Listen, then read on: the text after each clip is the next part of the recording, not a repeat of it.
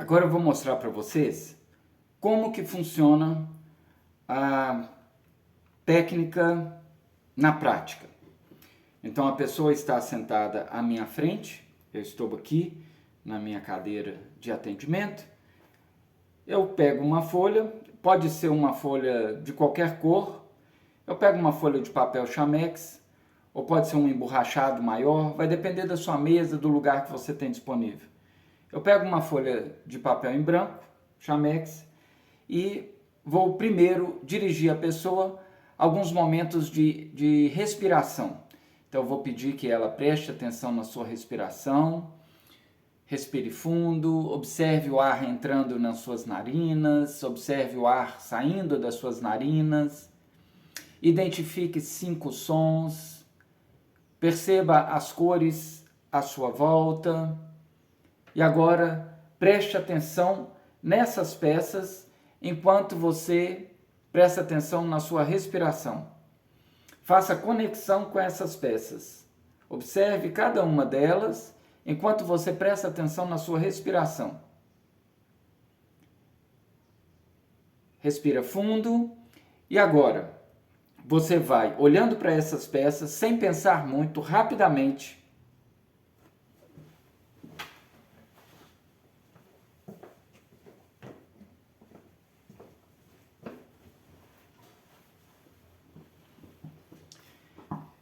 E agora você vai olhando para essas peças, sem pensar muito, olhando rapidamente e seguindo os seus impulsos, você vai escolher 5 peças e colocar aqui no campo.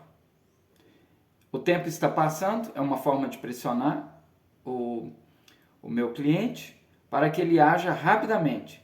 Então o cliente vai, por exemplo, escolher 5 peças aleatoriamente e vai colocar no campo. Muito bem. A partir desse momento, eu então não tenho mais a necessidade do tempo, está tudo ok. Agora eu vou pedir, quando você olha para essa peça, faça conexão com essa peça. Quando você olha essa peça, quem vem à sua mente? A pessoa vai falar o nome de alguma pessoa, eu vou anotar.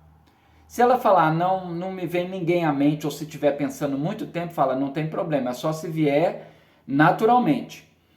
Presta atenção nessa peça. Quando você olha essa peça, quem vem à sua mente?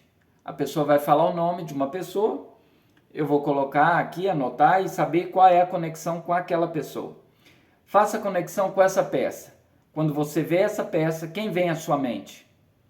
E a pessoa então vai me falar o nome, eu também vou anotar o nome dessa pessoa que está relacionada a essa peça. Aí eu venho. E essa peça, quando você faz conexão com essa peça, conexão visual, quando você olha para essa peça, quem vem à sua mente? Então a gente não toca as peças, apenas aponta aproximando, tá? Não tira as peças do lugar, deixa do jeito que está. Não põe a mão mais. Então, quem vem à sua mente? Aí ela vai falar o nome, eu vou anotar. Muito bem. Essa peça, quem vem à sua mente quando você olha essa peça? E aí ela vai me falar. Muito bem. Essa é a primeira parte. Identificada as pessoas da peça, vamos supor que aqui não tivesse ninguém que representasse a pessoa, a minha cliente.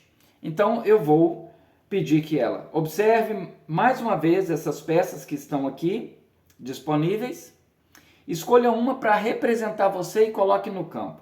Então a pessoa vai pegar uma peça e vai colocar no campo. Muito bem, aí eu vou anotar aqui a rainha, a pessoa ali. Aqui tem pai e tem mãe? Ótimo. Não tem pai e não tem mãe, então eu vou buscar ali no campo. Mas eu vou, antes disso, eu vou perguntar para ela. Observe mais uma vez essas peças, veja se tem alguma que está te pedindo para entrar no campo. E isso quer dizer que ela recusou, ela excluiu aquela pessoa. Tem alguém te pedindo para entrar no campo que ela não lembrou? Então vamos supor que ela pegue essa peça e coloque aqui mais distante. E aí eu vou dizer, quando você olha para essa peça, quem vem à sua mente? Ela vai ter um bloqueio, porque se ela estava excluindo a pessoa, não vai vir. E aí eu continuo insistindo. Quando você olha para essa peça, quem vem à sua mente? Ela vai dizer, não sei. Vamos supor que não tinha o pai. E aí eu pergunto, essa peça representaria o seu pai? Aí ela vai dizer, não, não representa ele. Então, olha para cá, para essas outras peças, escolhe uma peça que represente o seu pai. E aí ela vai pegar uma outra peça e vai colocar no campo.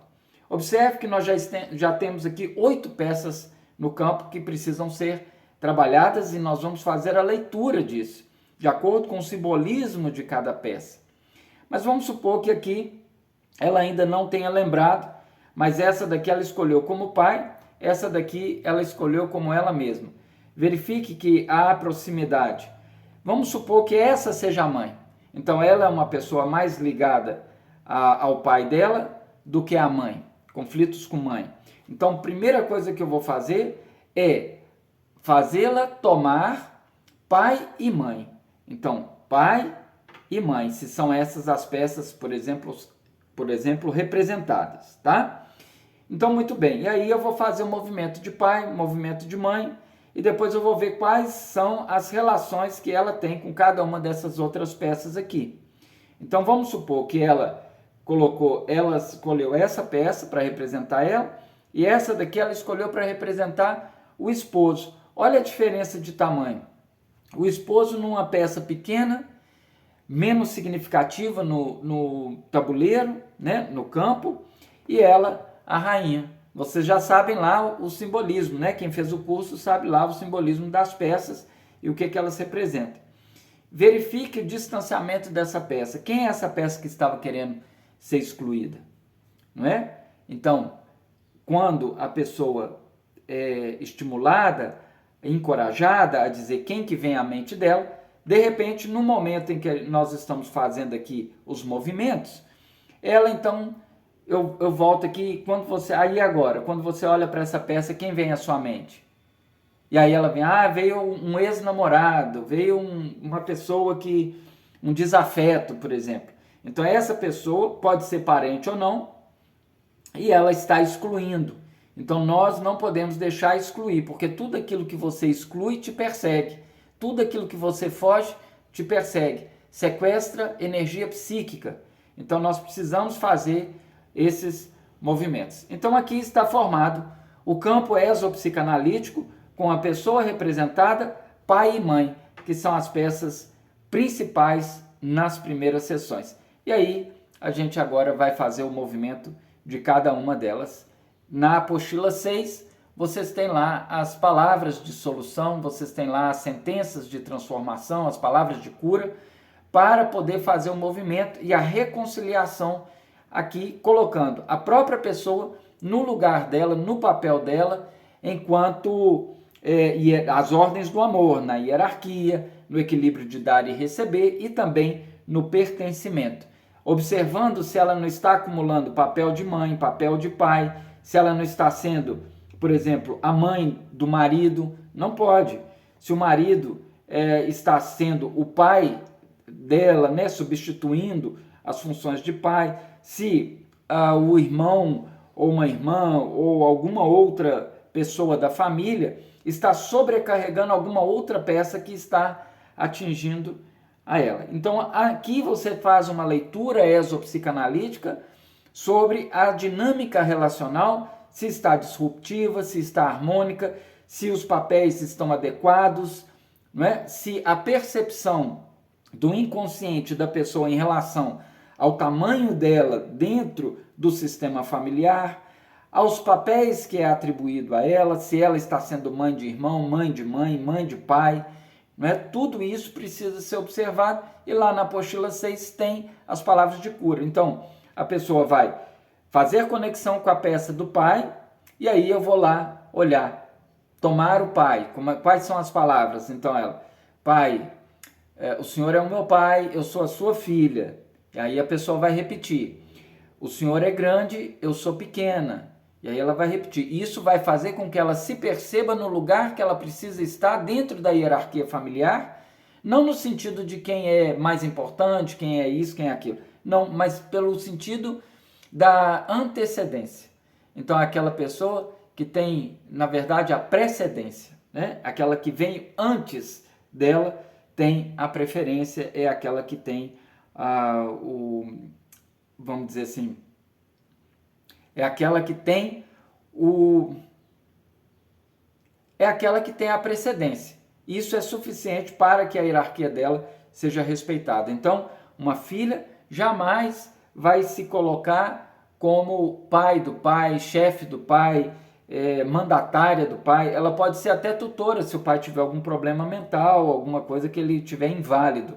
Mas fora isso, o lugar de filho tem que ser respeitado. O filho não pode ultrapassar o lugar do pai, não pode ultrapassar o lugar de mãe. Então, filho precisa ficar no lugar dele. Mãe precisa ser a esposa, a mulher do pai, e não a mãe do pai. Então, mãe, a senhora é a mulher perfeita para meu pai. Pai, o senhor é o homem perfeito para mim. Ah, mas ele não foi bom um para o outro. Não tem isso, a princípio, não é uma dinâmica de sentença de juízo para dizer quem está certo, quem está errado. Não, é exatamente para entender que há uma dinâmica, há uma lógica na construção natural dessa dinâmica, desse sistema. Então eles são perfeitos um para o outro porque através deles, da união deles, do momento em que cada um se uniu, deu origem aos filhos. E há um propósito para a vida de cada filho. Houve um propósito. Em algum momento, eles se deram tão bem que tiveram um filho, por exemplo. Não é? Então, isso não quer dizer que depois, ao longo do tempo, com o relacionamento perdendo o respeito, né, as decepções, aquilo tudo, isso vai tirar o brilho daquele momento em que foi perfeito. Então, ela teve sim um momento perfeito um para o outro, e são as pessoas certas uma para a outra, porque o sistema entende daquilo que você precisa. Nem sempre o remédio que a gente quer tomar, ele é tão gostoso quanto a gente espera. É diferente de um suco de fruta, de uma bebida da sua preferência, é diferente daquele sabor do remédio, mas aquilo que você precisa tomar. Então, às vezes, as pessoas que a gente entende que não foram boas para a gente, ela pode sim, em algum momento, ter faltado respeito, porque ela não deu conta mais de ser o remédio que a gente precisava. Então, aí há as rupturas, claro, não é o amor que sustenta essa dinâmica, mas é a forma de se relacionar. O respeito não pode faltar aqui, porque é o respeito que sustenta o amor. E é isso que nós vamos fazer, com que cada peça entenda o seu papel dentro do sistema e que haja respeito. Não precisa amar, mas tem que se respeitar, ok? Então, essa é a lógica e os primeiros passos da montagem do campo exopsicanalítico.